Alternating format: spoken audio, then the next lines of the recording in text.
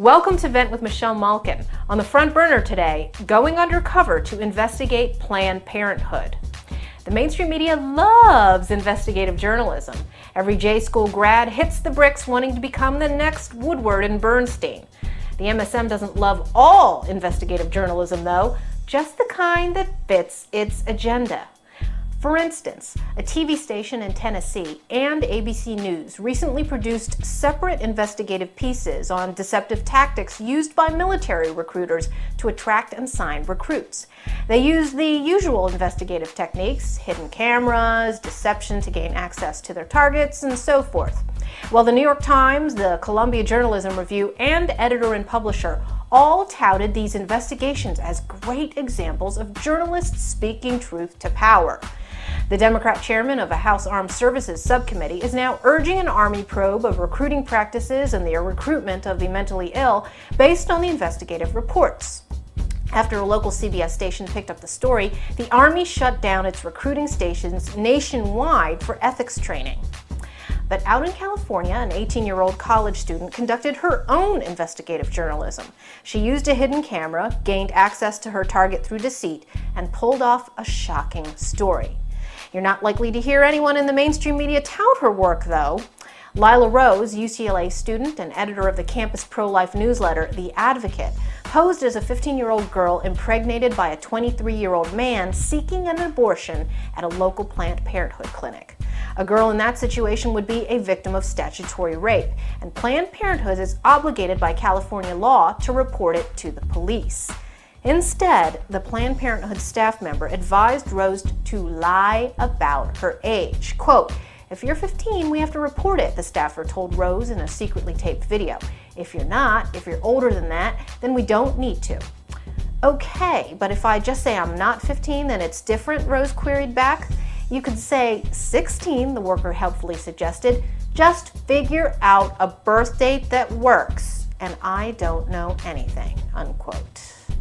Rose's investigation embarrassed Planned Parenthood, which is now suing her to suppress her video. No mainstream media outlets have come to her aid or touted her work.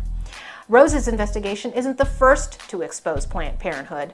In 2002, pro-life group Life Dynamics made a series of phone calls to Planned Parenthood and National Abortion Federation offices in which a woman posed as a 13-year-old girl impregnated by a 22-year-old man, cases that both would be required by law to report to authorities. Life Dynamics recorded 800 calls like these. Yeah, but it's a legal thing. So, well, what could happen? Well, he could get in trouble, not you, but he could. So, well, are you going to tell on him? No, I won't. But maybe when you go to the doctor, you shouldn't tell them how old your boyfriend is. Oh, okay. I think that would be better. Okay. Just, maybe have a girlfriend come with you and tell him your boyfriend's 16 or something. Oh. Because he could get in a lot of trouble. Okay.